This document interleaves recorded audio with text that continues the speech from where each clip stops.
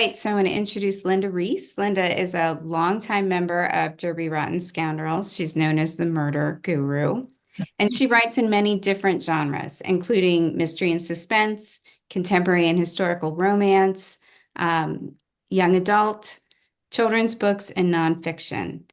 Before she began her career in writing, Lynda worked in management at Procter & Gamble and traveled extensively around the globe, something she credits with giving her rare perspective for her writing. Lynda's going to be talking to us today about the business of publishing. Lynda? Hi, I want to thank you all for inviting me to share some information that I have been providing to quite a few groups across the country that I've presented to. And the more that I have, sorry, the more that I have presented this, the more questions that I've received. So I will tell you up front that I have a presentation. I'm going to try to get as much information as I can to you today. But that I'm sure you may have questions, and we're going to try to get all those in there as well too. But there's so much to give that I had to put a lot of it into a book. I I had I kept elaborating and elaborating, and I thought, well, this is, people are asking questions. There's great interest in it. So I did create a book. So at the end, I will offer you an opportunity that if you'd like to, you can use that. You can get the book as a reference tool. I hate to say, that's terrible. That's a terrible way to present. But anyway, I have a presentation I'm going to go through and very quickly. And I hope that if you have questions, you will ask them, but we may not get to them up front. We may do them all at the end. So I'm going to try to share my screen here because I'm not real good at that. Let me, whoops, what happened here?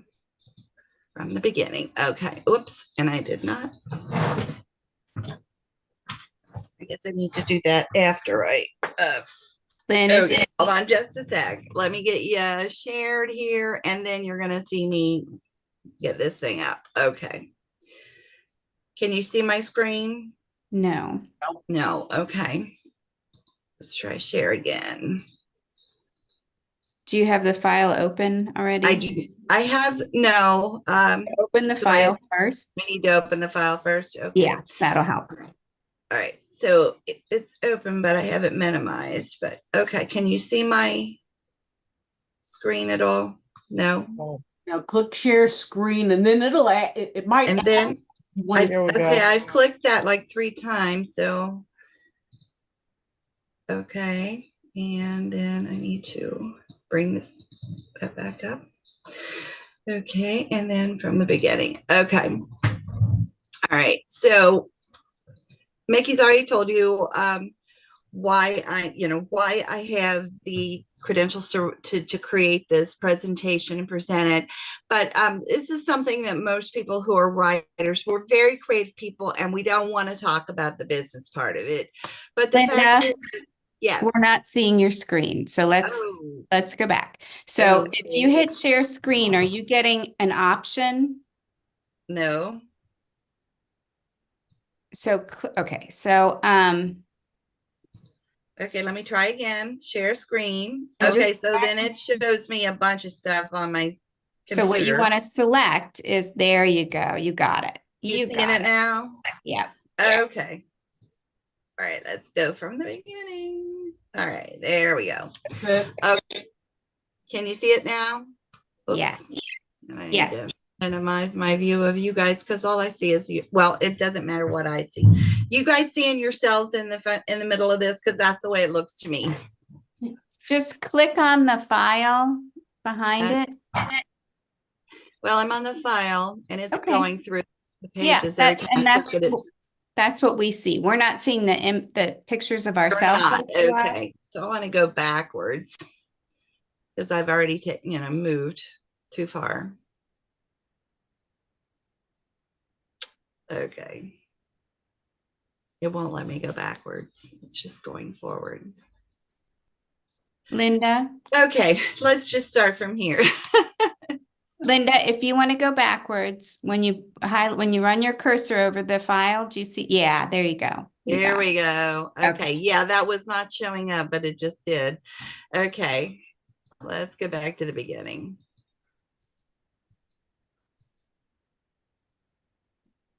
All right. So once you've created this lovely book and you're ready to publish it, or you've published it, you are changing careers. You're suddenly becoming a person who is in charge of their own company. You are the CEO. You are the owner of your brand. You are the owner of your business. And success isn't easy. If it were, everybody would be successful. But there are some things that I can help you with that I hope that will make your vision, your career, your goal to become easier to achieve and more successful. So that's why I'm running this workshop. You are the boss. Put your other hat on, take your creative hat off, put your new hat on. Now you're the CEO of your company. This presentation is only going to touch the tip of the iceberg of the information, like I said. And I did create an in-depth learning and reference guide. It includes tools, templates, things that you can actually just download and start using. So that will be available to you if you'd like it. It's been published in ebook right now, but it's in the works, and within the next week should be out, going to all of the online distributors in paperback. Okay, so you own your brand, and in order to be taken seriously in the industry, you need to keep records. There are certain things you need to do to become the owner and to act like an owner of a business. So the first thing is you need to keep good records. You need to stay legal with the IRS. You need to think about your estate. You need to think about the rights to your books. You need to manage your company in a professional manner, and to stay organized. And in order to do that, you need to understand the basics of publishing. So where do we go from here? Today, we're going to talk about keeping records. We're going to talk a little bit about the IRS, how to stay out of trouble with them. We're going to talk about how to grow your company, how to use networking and learning opportunities. And we're going to talk about managing your manuscript versions and why you should do that. Details about your characters. We're going to talk about press kit, a little bit about that. And we're going to talk about copywriting. Just an overview of that. We're going to talk about your rights to your book and what happens to it when you're gone. Submission tracking. We're going to talk about industry tracking. We're going to talk about audiobooks and promotion. And we're going to talk a little bit about do's and don'ts in business, just general things that will help you. I'm going to talk a little bit about the templates and handouts, and those are all in the book. Whoops. Okay. All right. And what I call it is the 4P system: proactive, professional, positive, and persistent. Those things will, whoops, what happened? It got really big. I don't know why. Okay, there we go. We're back. Okay, first of all, the IRS and finances. Why bother? Well, you need to keep accurate and you need to keep accurate records. You need to keep paperwork. You need to keep electronic data. You need to simplify, and I've provided a tool that's going to simplify that for you.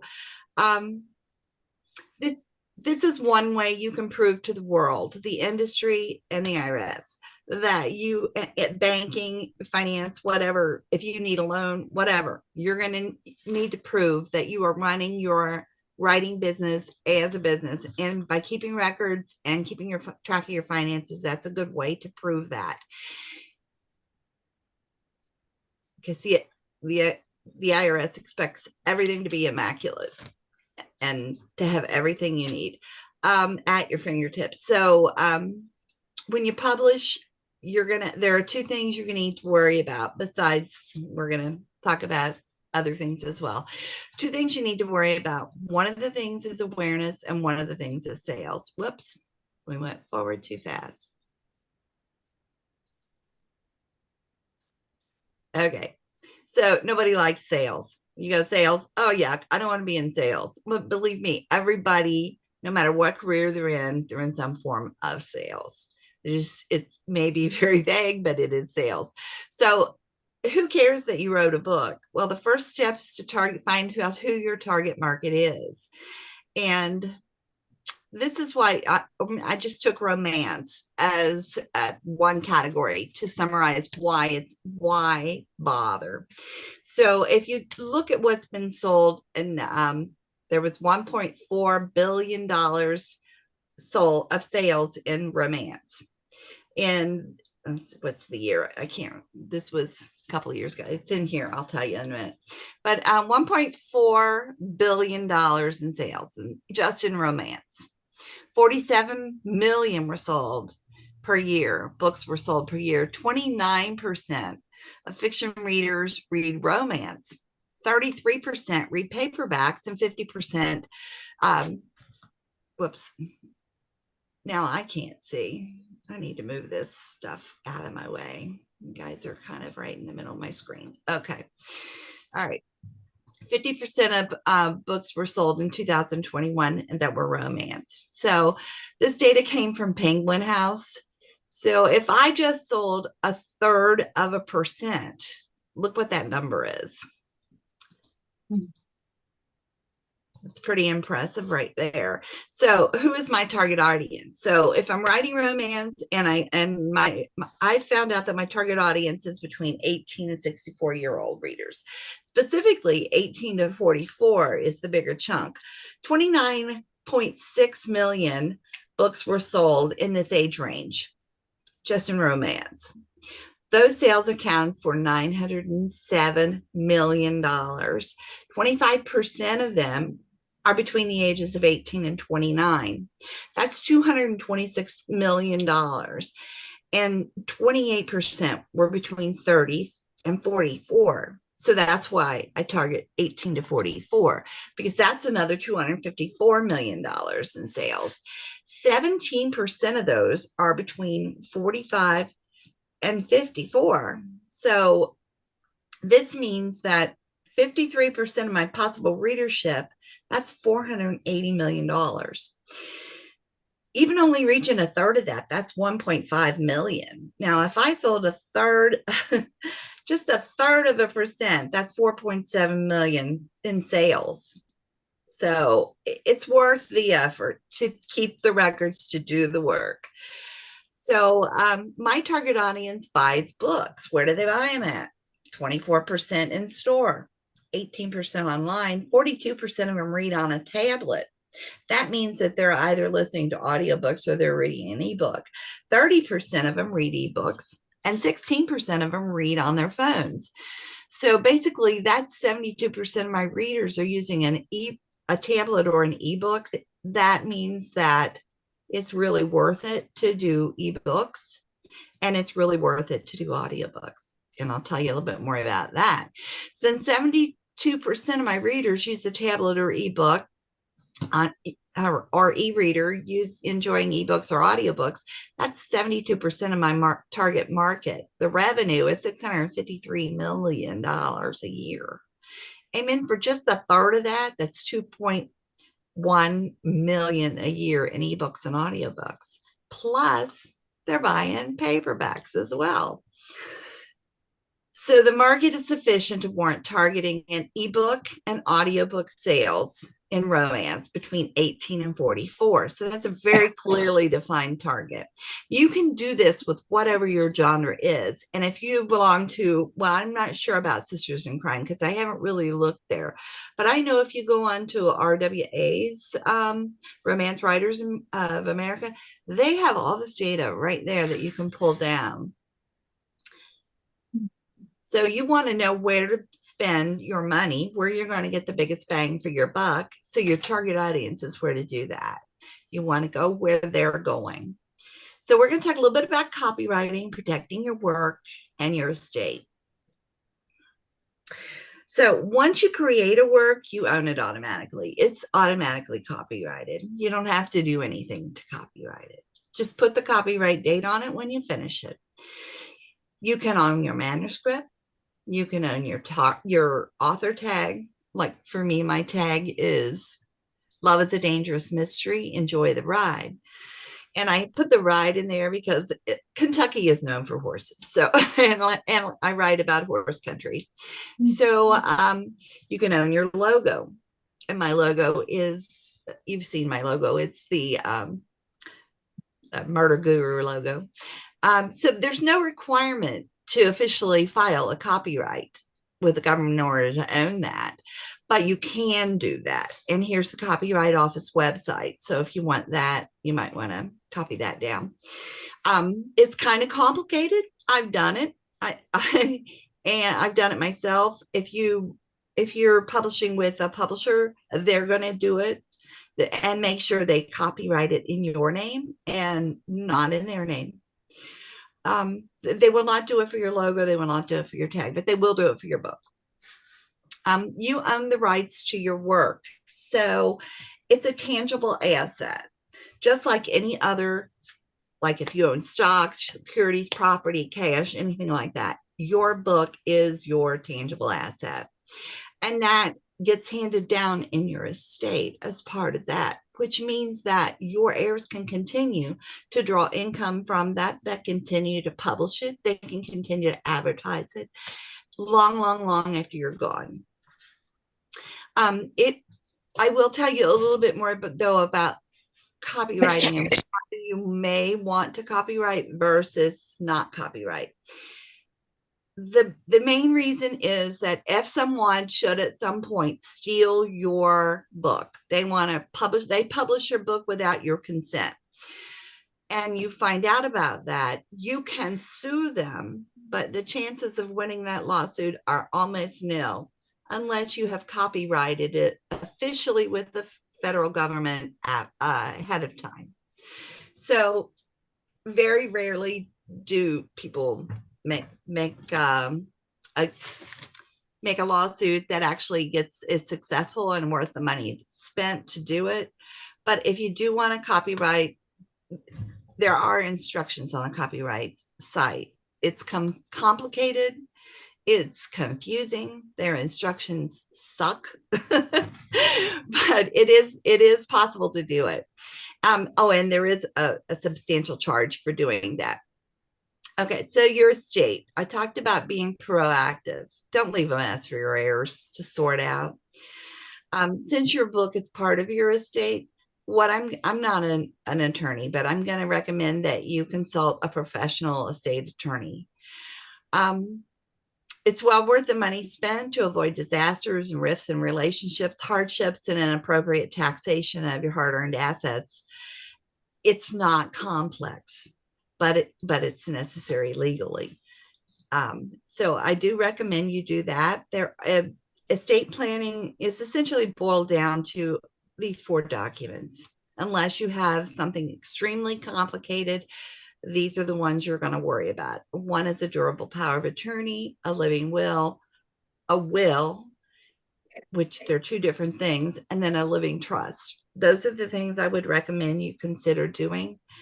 And you can avoid lots of great taxation, unnecessary for your heirs if you will handle, especially this bottom one, a living trust.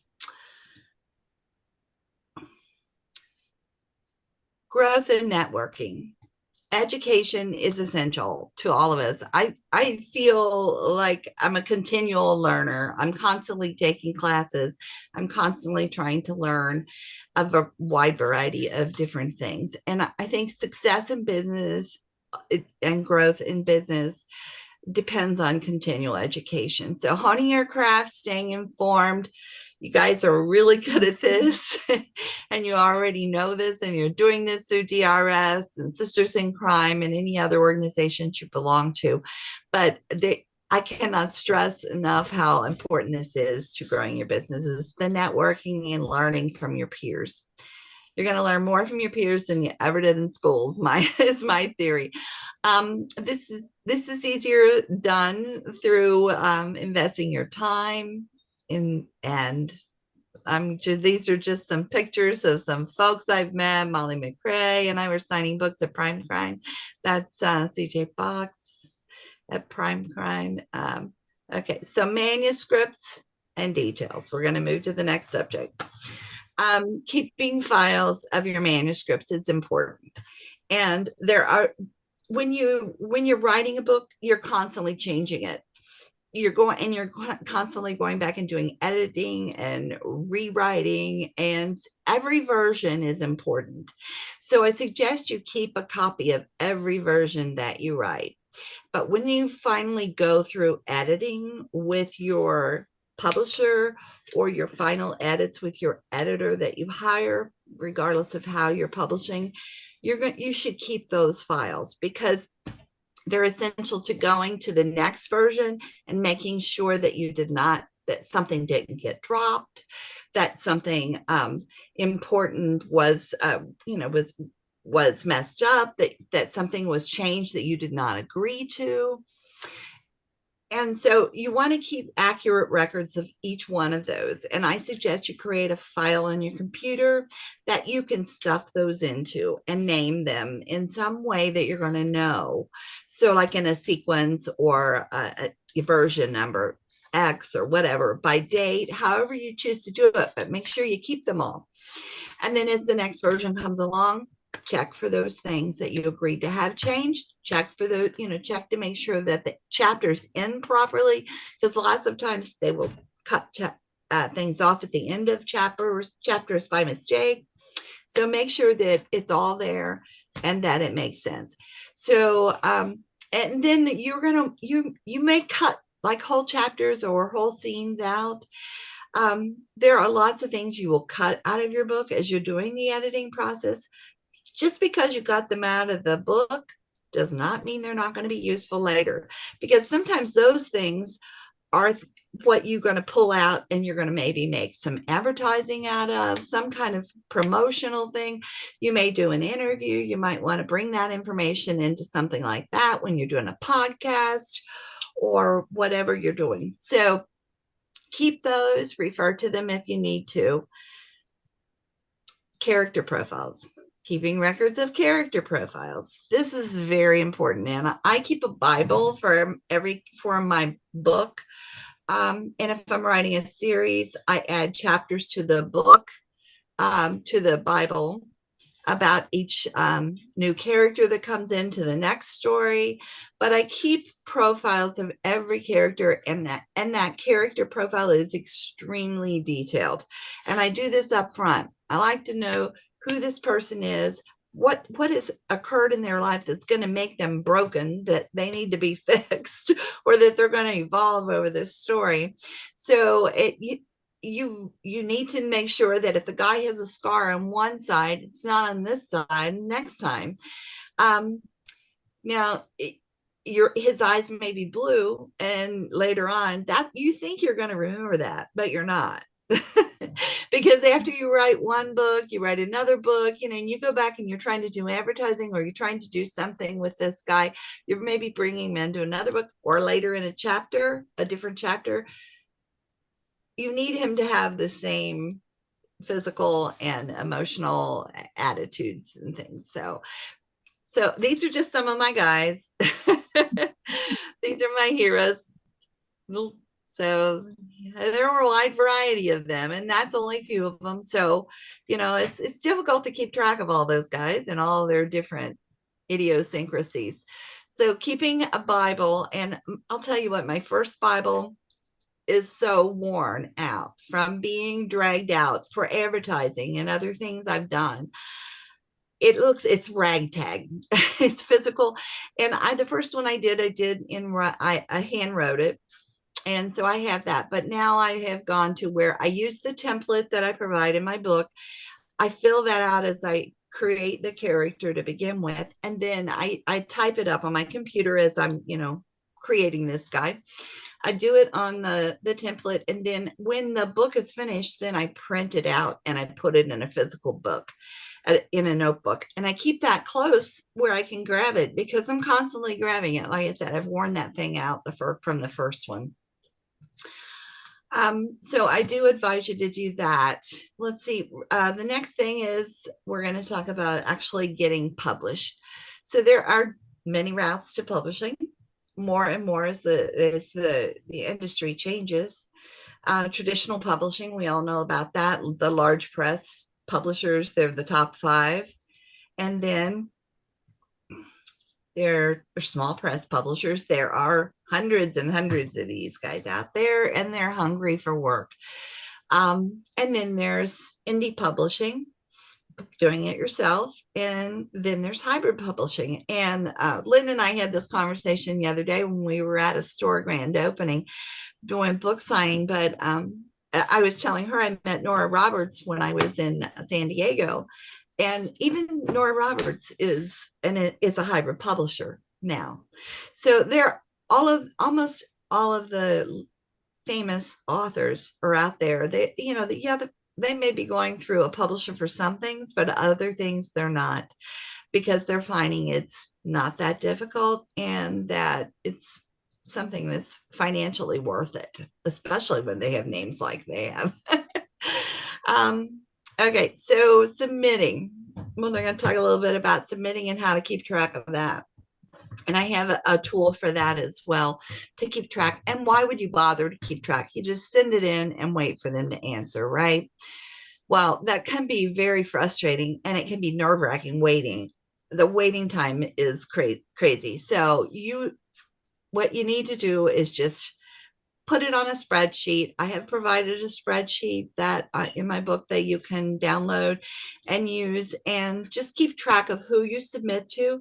If you go to their website and you're learning about them, and you're going to want to do that to begin with upfront anyway, because you need to know that they want what you're sending them. So make sure that you're sending to the right publishers. So study that publisher or agent, whoever you're submitting to, and make sure you're submitting to the right ones.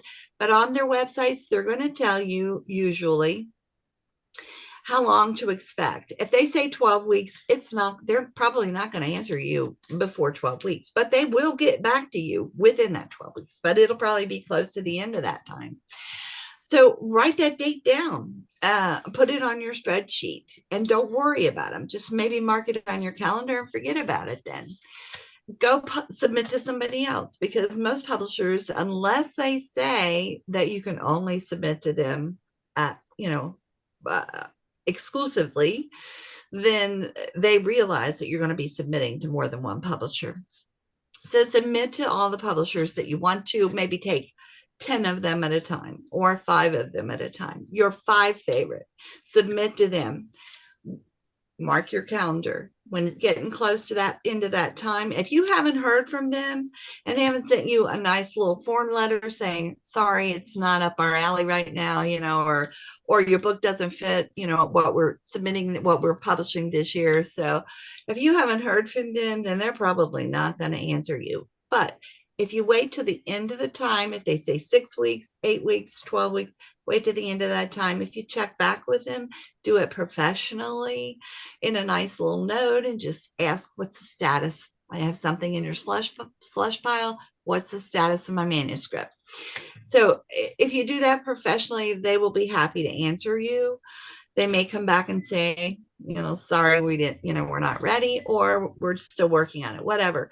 But keep clear records, and this will help take some of the stress off of your back.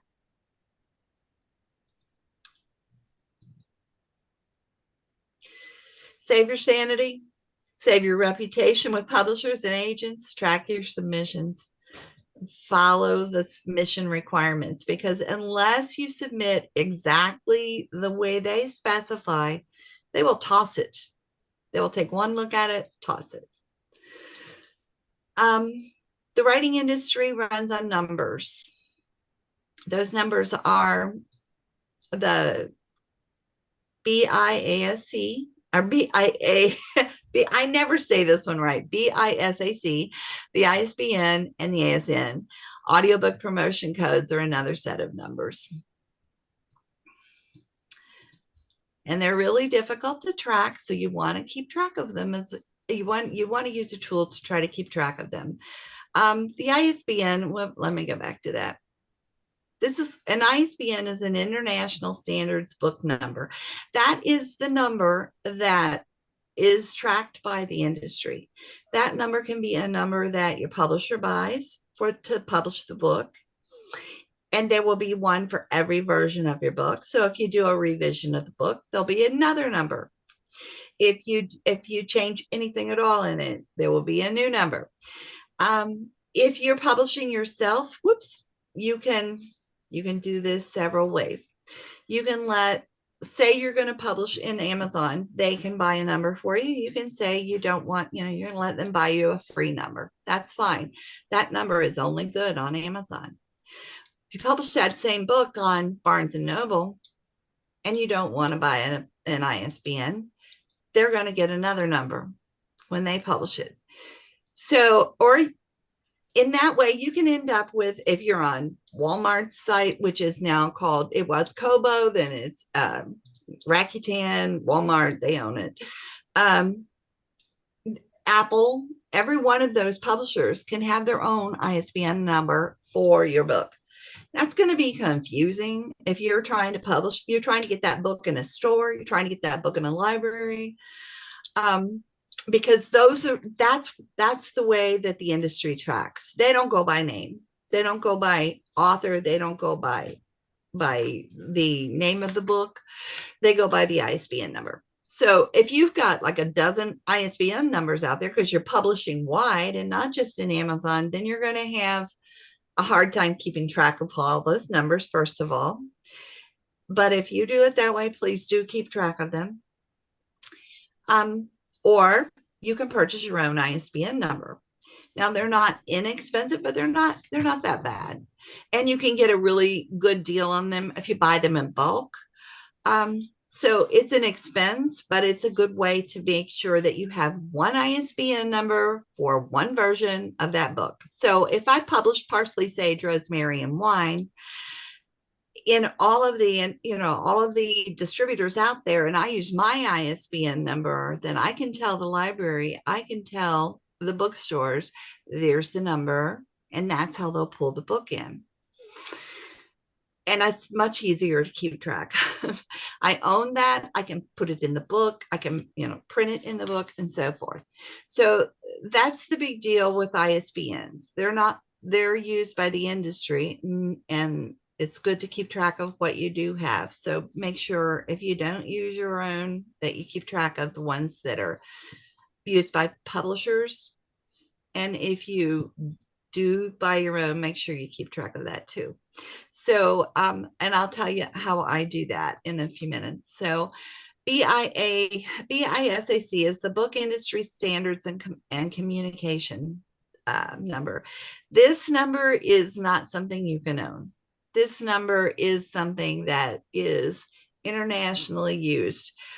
And it's in a number used in addition to the ISBN number. This number is something that, say a library has a certain amount of money to spend on romance. They're going to go to romance and they're going to see these are the numbers they're going to go to. And they're going to look under those categories. And they're going to try to find books that will meet the specifications for however many they want to purchase. But those are international, and those, if you publish through a publisher, they're going to choose that number, and this is how your book is categorized. So what genre, what subgenre, they're going to categorize it this way. Now, if you're doing it yourself, you don't have to know anything about this, because when you're doing Amazon, if you're just going through Amazon, you don't have to know this because they don't ask for it. But if you go through other publishers, they are going to ask you to categorize by book industry standard and communication number. So it's good to know how to get that. And there is a link to this. It's I can provide you the link for where you can find the BISAC. You can pull down a spreadsheet of that, or you can just keep it, keep that link and go to it whenever you need to look up how to categorize your book. So that's another industry number. And then if you do audiobooks, you get promotion codes if you ask for them from the distributor. So if you're going with Findaway, which is now Spotify, you get codes for that. If you put it on Apple, you can get Apple codes. And those codes they're meant for you to be able to use to give away, to get reviews for your book. So they're not for sale. You can use these codes to give to your fans. You can give them to reviewers. You can give them away in any manner that you want to. You want to have a contest. You just want to give away. You want to give all your super fans a copy of your book, your audiobook. You can send them these promotion codes. Then they can go to the website and download the book onto their computer and listen to it for free. But they are meant to give away. Never try to sell those, because that will get you in lots of trouble. But you do want to keep track of those, because you'll get 50 of them up front. And then after you've used all those 50 and they've been used, you can get 50 more. But you have to use them all, and they have to be downloaded by listeners. I know there's a lot to keep track of. That's why I've created these spreadsheets to help you do that. It's all confusing. Lots of numbers. Numbers are confusing.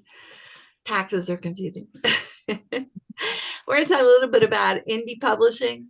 And there are a few things that we're just going to go over the overview. Basically, self-publishing is indie publishing, independent publishing. There's multi-step, multi-skilled, complex route, and there is a strong learning curve on how to do it. There are a lot of skills to learn, and if you're interested in that, the basic steps are cover design, editing, formatting, marketing, publicity, public relations, and launching in book tours. Which is actually really part of your marketing. So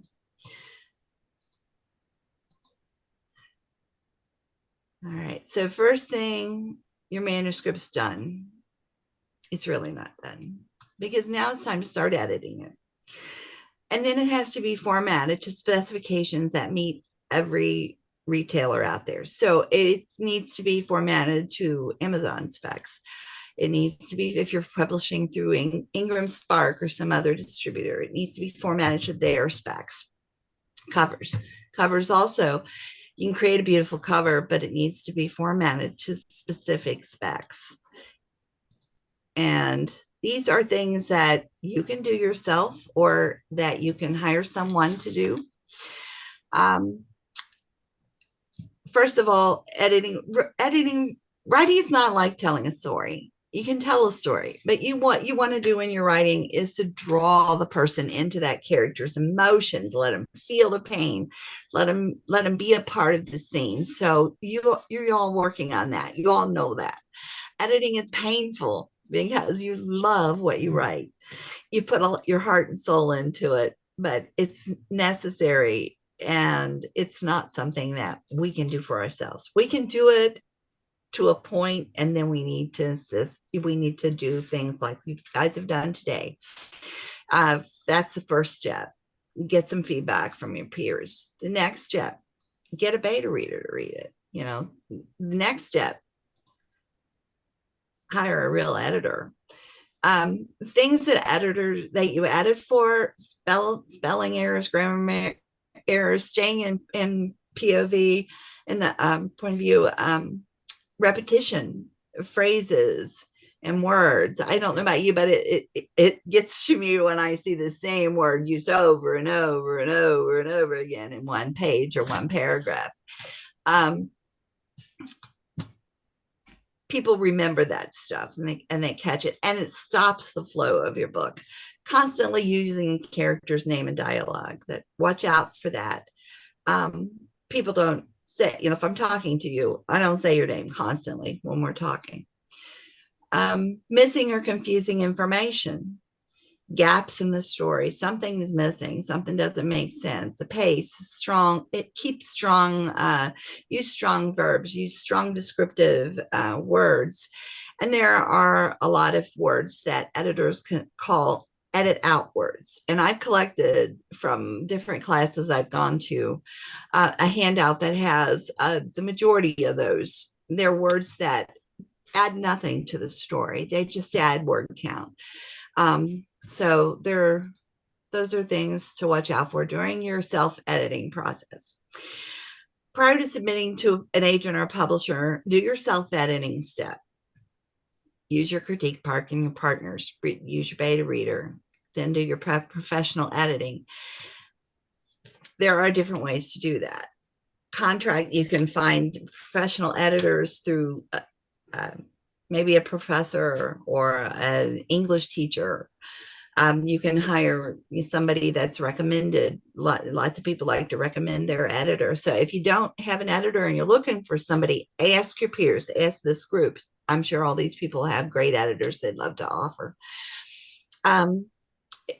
Teachers, English majors, if you can't afford a true professional editor, go that route, but get somebody to edit it that knows what they're doing. But if you're hiring a professional editor, there are several types of editing.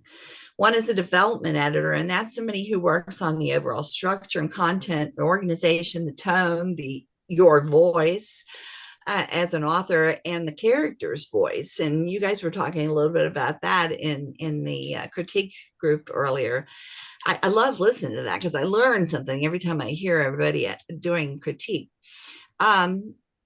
Copy or line editing. Those editors are looking specifically just for grammar and punctuation. They may be looking for awkward phrasing as well. A substance editor would look for clarity and style, and they would help with rephrasing sentences, maybe even the whole chapter or the whole book if the substance needs work.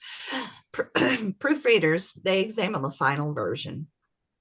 They're looking for formatting issues. This is your last step. So you're gonna go with your editor. You're gonna with a publisher. They're gonna assign you an editor. That editor's gonna go through several phases of editing, and those are the phases they're looking for different things. And if you're hiring an editor, you're going to want to know what exactly they do. So make sure you're clear when you hire them, what you expect from them. Are they a line editor? Are they a development editor? Get what you need. Make sure you clear that up front. Like I said, most publishers will go through at least 3 legs of publishing or of editing and before they're ready to publish, and then they'll send you a final draft. Each time you go through that editing, go back to the last manuscript version you have on file. Check that. Make sure that they didn't make mistakes. Make sure they didn't change something you didn't want changed. That's your book. The editing is meant to make your book better. It's meant to make it the best it can possibly be. It's not meant to hurt your feelings. It's not meant to confuse you. It's not meant to piss you off, really. These people are here to help you. But the final draft, you want to make sure that everything you've agreed to is right in that, because that's your last chance. Not the time to make changes. It's just a time to make sure that everything is right as it should be.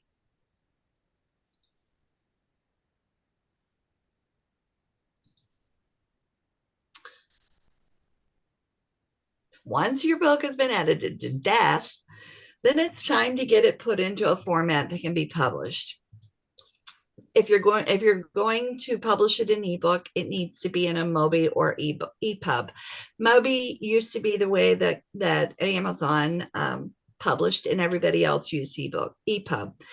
Now Amazon has changed to EPUB, and the last time I went through their format was slightly different from the way that Kobo does it, and Barnes and Noble and everybody else did it. But I think they're getting better, and it's the formatting issue they had was not so bad. Print. Oops, let's go back. Print needs to be formatted in a specific way, depending on the size of the book you want. If you're doing a 6x9, a 5x8, whatever size you want that book to be, it needs to be formatted so that the pages mirror, so there's room for them, for the margins are correct, so that there's room for the gutter, so the book can be put together with a spine. Mirrored images, the fonts need to be embedded. All your legal copy needs to be in there, your front matter, your back matter, and everything the pages and chapters need to begin on the right page, on the right side of the book, so that when you fold it out, you've got the chapter beginnings in the right place, that the chapters come down a certain distance before the chapter title is put in there, that your rights are in there, and then your back copy. And I would recommend that you use that back copy to advertise your next book. So put something in there about what your work in progress is, because by the time you get the formatting, it's been a while since you wrote this book.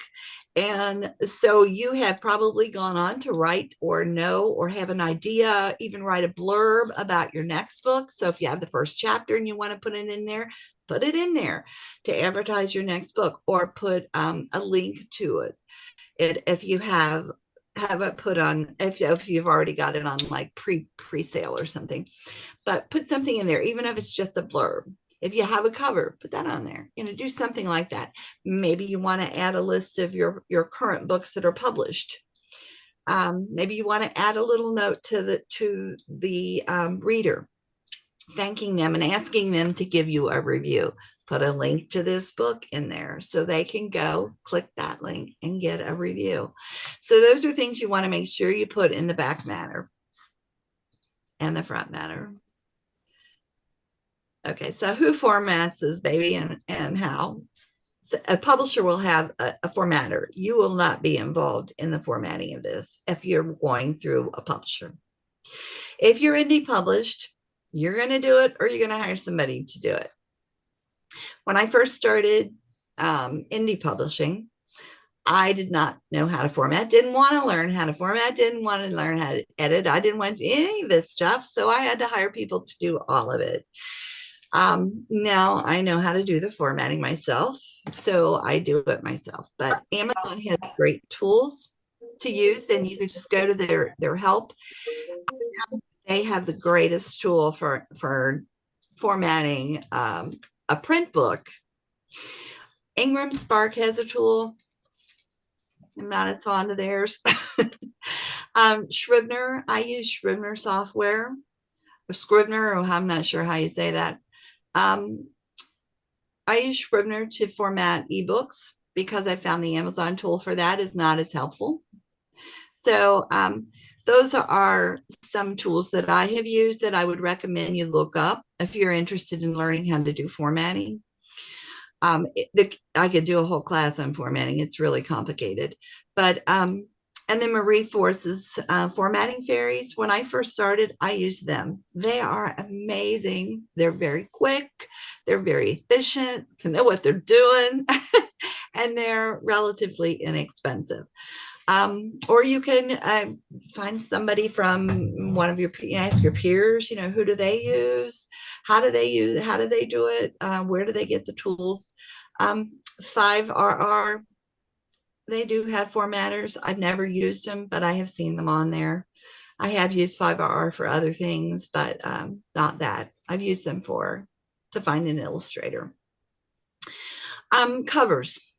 That's something you're going to have to contend with. Now, if you're with a publisher, they're going to choose that cover. They may ask you your impression of what the cover should look like. They may even let you give feedback on the suggestions they come up with for covers, but ultimately they're going to make the decision. They know how they're going to market this book, and so that's why they're going to do that. Now, if you're doing it yourself, this is what you need to remember. You've got about 3 seconds. Your book better have stopping power, because if people are scanning through books in a library, they're scanning through books in a bookstore, they're scanning through books online, They only take about 3 seconds to take a peek at your book. And if that cover doesn't catch their impression, make a good impression, catch your attention, they are not going to go any further. So it doesn't matter how great your blurb is or how great your story is. They may never get to it. So you want to make sure your book is stopping power. It has to convey what is the genre you're writing. It has to convey what's the mood of the story. And it should convey what kind of a story is it? Is it a romance? Is it a horror book? A mystery, whatever. And it needs to have your identity on there, your author name, but it needs to look like your brand. This is the first hurdle you have to go through before they get to your book or your bio or anything like that. So I said, publishers do it. If you're indie published, you're going to work on it. So you can design it from scratch. That can be very expensive. I'm not saying you design it. I'm saying you work with a designer and have them design it from scratch. That can be very expensive. It can be very effective. So I'm not suggesting you don't do that, because it can really sell your book. You're going to get an excellent book that way. Excellent book cover. You can purchase a pre-made artwork that can be tailored to your needs. So you see pre-made artwork for a cover, and it's got some weird title on it, and a name, just says name. They will design that. They will make design changes. They can maybe change the color of the girl's hair, the color of her eyes. They can change the title. They can change the font. They can move the name. They can move your name and the book name. So just because it's pre-made doesn't mean it's got to be the way it looks, because you will work with that artist to have them format it so it's specifically just for your book. And that is relatively inexpensive. Or I do not recommend this route, but you can self-create. Hey, Lynda. Yes. I'm sorry to interrupt. We're at time. So I wanted to give everybody a chance to ask questions. Okay. Yeah. So, and you can wrap up, certainly. Yeah. So I have links here that I can share these. Whoops. We talked about swag and book trailers is another thing too. There are lots of tools that you can design in your marketing. And I have a tool in the book that can help you create a press kit. They'll have everything at your fingertips. So that when you're ready to do a podcast, or you're ready to submit something to a newspaper or television or whatever, that you have those things available and at your fingertips. And then these are just some do's and don'ts. Be professional. Like I said, these are things don't do. Don't expect your agent or your editor to be at your fingertips 24/7. They have lives. They're extremely busy. Be professional. Work with them in a proper manner. And never sign a contract unless you know exactly what rights you're giving away, what you're selling. Consult experts for things like taxes, estate planning.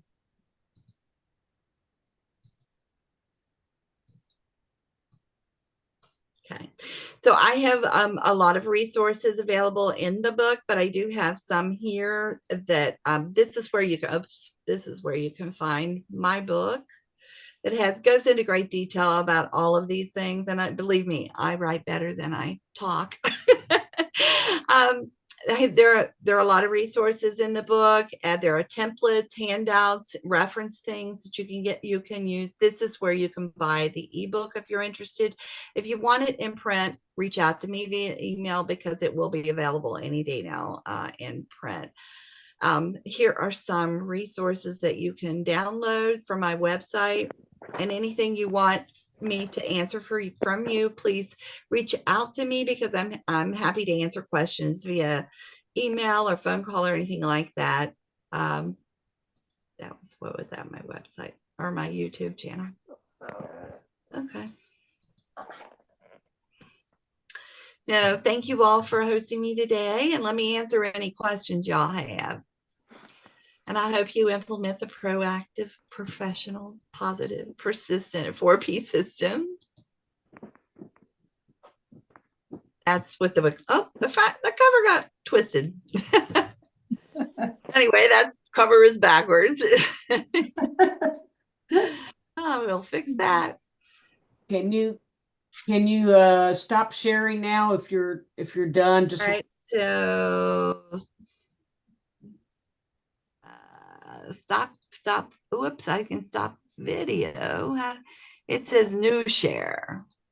How do I stop share? If you click that share screen, it says pause share, or yeah.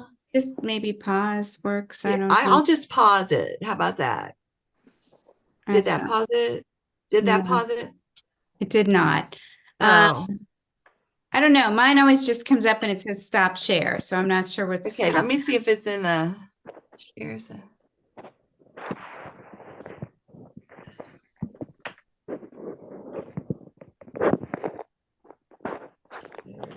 There we go. I stopped it.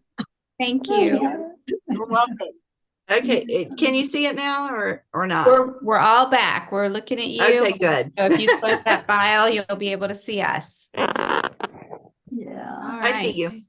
Does anybody have any questions for Lynda? It was really a great, informative presentation. I'm overwhelmed. I think If you have questions later, it's okay to reach out to me and ask. Just email me a note if you have something comes up later, if you're overwhelmed, because I know it's a lot of data to go through and there's a lot of stuff that I didn't really even get to. So hopefully, you know, if you'd like to see the presentation, if you'd like me to share the presentation, you can want to scan through that. That might be helpful as well. I can send the PowerPoint. If you send the PowerPoint, or you could even export it as a PDF just to make sure everybody can read it if they don't have PowerPoint on their machine. Yeah. That'd be great. Okay. That'd be amazing. Lynda, when you were getting into indie publishing, what did you find were the most difficult things to master? Formatting. Formatting, yeah. Yeah. It was very easy. Once I found Marie Force's group, I mean, they were awesome and they could do anything. And back then Apple required, you have a Macintosh to upload. So I had to even get them to upload to Apple. But, you know, I didn't go just exclusively through Amazon. It went wide through all the distributors. So at that time I had to go through each one and upload every, you know, the ebook, the print book. And so it would take like a whole day just to upload everything to one distributor. Yeah. So Apple one day, Amazon one day, you know, Kobo, Barnes and Noble, etc. It was very time consuming, that kind of thing.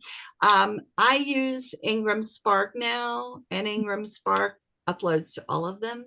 So I don't have to do that anymore. I love it. Yeah. Sounds good. Yeah. Yeah. I have a question. Yeah. Okay, so I'm not a published author. I am not the author of the audiobooks that I've recorded. I did one for you, and you were great. Thank you. Thank you. I love it. I mean, I wanted to cry when I read. I heard that.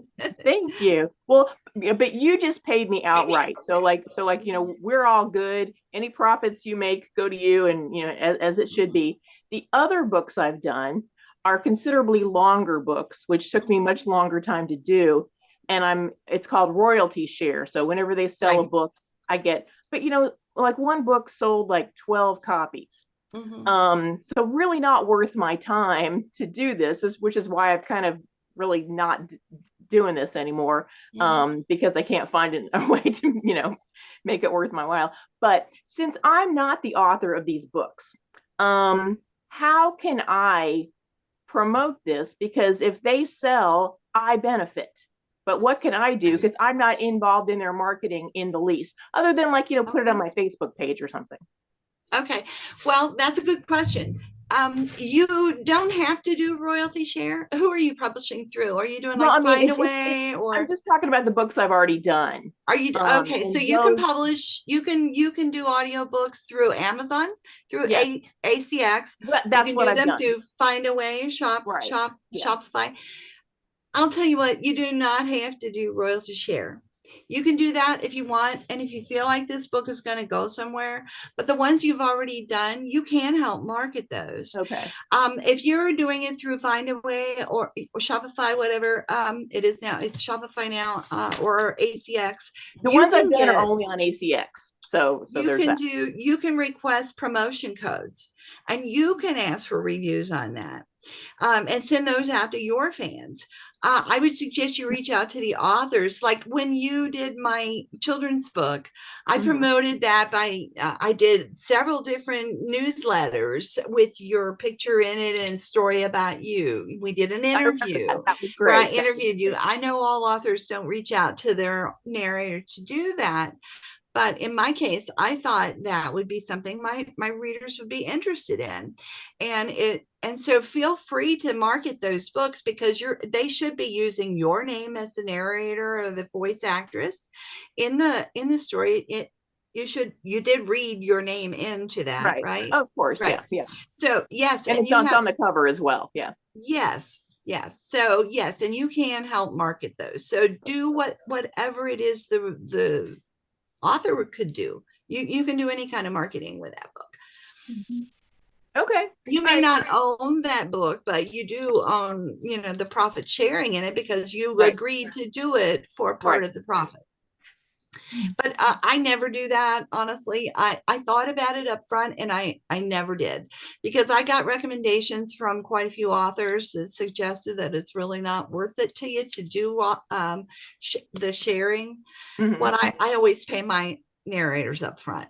So if I contracted you to do a book, one of my other books, through Find a Way or Amazon, or even just directly through your Peapod, your website, I would pay you up front.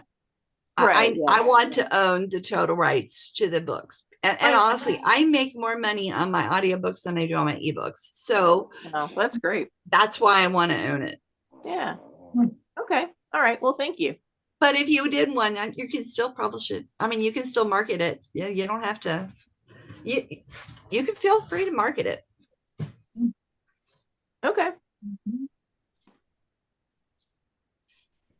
So in your experience then, Lynda, you found it's profitable to do the audiobooks? I will tell you, it is not inexpensive. It can be expensive.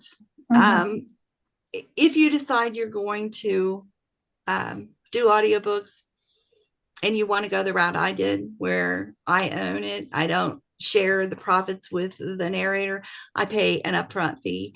You negotiate a per hour fee, and the system will tell you how many hours they think your book. They look at the number of pages and words in your book, and the system will tell you how many hours, how many recorded hours it's going to take for the book to be published. So they will tell you that, and then to negotiate that number of hours against the dollars that you're offering the audio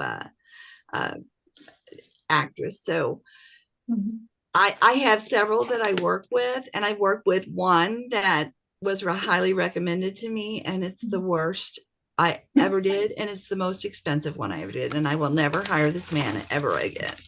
But I have since had some great experiences with what you do is you go onto the system, and you can put your book in there, and then you ask people for auditions. You can listen to beliefs that they've done of other books they've done. So you find a voice that's kind of what you're looking for. And then you contact them and you offer them to do the book, and you negotiate a price with them, and then you set that money up in the system. And then when they're done and you have checked every version of every chapter that they've sent and submitted, then you approve those, and then the money goes to them. So they don't get paid till it's done and you've approved every piece of work. Well, and so you'll let us know when your print version of your book comes out. I will. Yeah. Yeah. Yeah. Okay. I'm waiting on the spine. For some reason, the spine is holding up. Okay. Holding it up. I'm such an old-fashioned person. I still read print books. Me too. And I love to have references. I'll show you my favorite reference right here. And it's not that one. This one. This is my Bible. I keep this thing here beside me all the time. Yeah, I like that one too. Yeah, this book is amazing. Yeah. I think every writer should have that. Yeah. But I'm like you. For things like that, I like to have the hard book. Yeah. Well, this has been great. Thank you so much, Lynda. This has been good. Oh, I hope you guys have found something out of it that will help you. And if there's anything that you saw that you want more of, let me know. I can send Mickey the PDF of the presentation. So, and I'll flip my cover before I do that, so it looks right. That's good. And I'll send it out to everybody. Thank you so Okay. much, Lynda. Thanks everybody for joining us. Those of you that are going to do the Sisters in Crime